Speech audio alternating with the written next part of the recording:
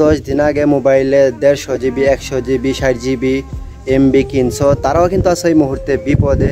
একটা সপ্তাহ প্রবাসীরা না পারছে বাড়ির খবর নিতে, আর বাড়ির মানুষ না পারছে প্রবাসীদের খবর নিতে।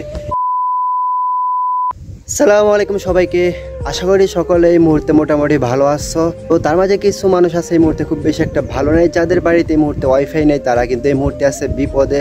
এই মুহূর্তে যাদের ঘরে ওয়াইফাই আছে তারা কিন্তু সুবিধা পাচ্ছে, কারণ এই মুহূর্তে ডাটা চলতেছে না, মোবাইল ডাটা। তো ওয়াইফাই কিন্তু ঠিকই চলতেছে 2-3 দিন ধরে, তো এটা কিন্তু তাদের জন্য অনেকটাই সুবিধা। দেখো এই মুহূর্তে কিন্তু আমি অনেকটাই অসুস্থ, আমার কিন্তু ঠান্ডা জ্বর কাশি। তো ঠান্ডা জ্বর নিয়েই কিন্তু আমি ভিডিওটা শ্যুট করতেছি এই মুহূর্তে। চোখ দিয়ে এভাবে পানি আসে বুঝছো, সেই জন্য সানগ্লাসটা লাগিয়ে নিলাম। ভিডিওতে সবাই একটু লাইক দিয়ে দাও, তারপর পুরো ভিডিওটা দেখো। তাছাড়া যারা আমার মতো 10 দিন আগে মোবাইলে 150 জিবি 100 জিবি 60 জিবি এমবি কিনছো, তারাও কিন্তু আছে এই মুহূর্তে বিপদে।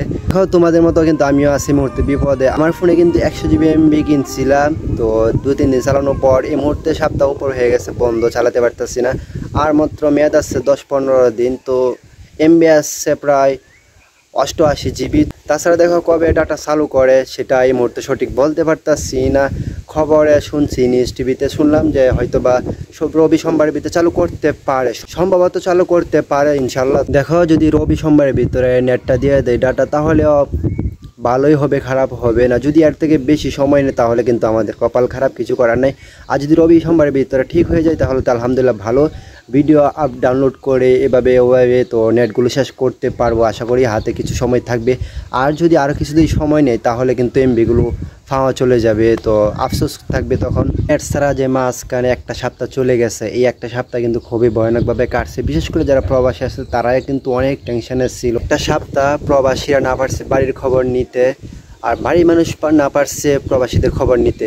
এই বিষয়টা কিন্তু খুবই খারাপ লাগছিল, তো কিছু করার ছিল না, কারণ নাম্বারে ফোন দিয়েও কিন্তু কথা বলা যাচ্ছিল না, ক্লিয়ার শোনা যাচ্ছিল না কথা।